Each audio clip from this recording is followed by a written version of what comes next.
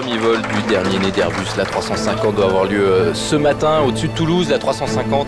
The maiden flight of the latest Airbus beamed live from Toulouse in France. 13-7, disregard, continue. 100. Check.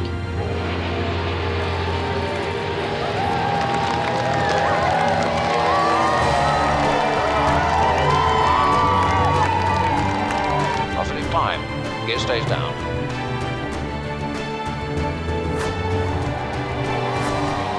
Ça c'est vachement marrant parce qu'en fait, quand on voit les... Nous, quand on est en train de décoller, on n'a pas du tout le temps de penser à ce qui se passe. Donc on a pris, je sais pas, 15 secondes ou 20 secondes pour dire c'est bon. Et ensuite on était déjà en train de préparer les essais d'après. On savait qu'il y avait tout ça qui se passait, mais que l'émotion, elle est là. Les gens le sentent comme nous. Mais je me souviens que c'était ça parce qu'on avait dit aussi qu'on essaierait de décoller environ à tant de distance. On était à peu près à ce qu'on avait dit par rapport justement à la presse qui veut prendre des photos, etc. C'est pas un vol extrêmement difficile au niveau technique, le premier vol. En revanche, il y a beaucoup d'à côté qu'il faut gérer, qui sont très différents de ce qu'on a l'habitude de gérer pendant un vol d'essai. Il faut être aussi hyper clair vis-à-vis des médias, de ce qui se passe. You couldn't believe that this was a first flight. It felt just like any other airplane, and it was so relaxed.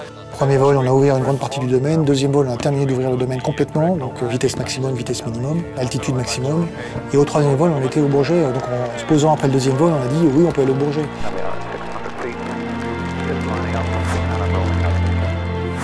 Ah, t'as 350. Oui, moi je roule dans le numéro 1, ensuite il y a le 3, le 2 qui sont déjà là. Le 2, il aura une cabine complète. C'est marrant ça. C'est-à-dire avec les sièges et tout ça, tu vois, installé comme un vrai... Oui. Comme un avion. Stop. Je trouve ça vachement marrant parce que j'avais pas revu ces images avec les enfants. Je trouve ça super marrant parce qu'en fait les enfants, ils vivent ça de loin. Mais ils voient bien qu'en revanche, on est complètement à fond dans notre trip. On est passionnés, bien évidemment, on est heureux de faire ça. Vis-à-vis du premier vol, on a beaucoup partagé avec les familles. Le fait d'avoir été associés, d'avoir été présents, d'avoir vu l'avion décoller, ils avaient l'impression d'être dedans aussi. Et ça leur permet aussi de beaucoup mieux comprendre pourquoi est-ce que pendant cette année, on a été aussi pris. En revanche, ce qu'ils voient, c'est la passion. Donc il y a du boulot, mais on va s'amuser. Il y aura des difficultés, mais derrière, ça va être top.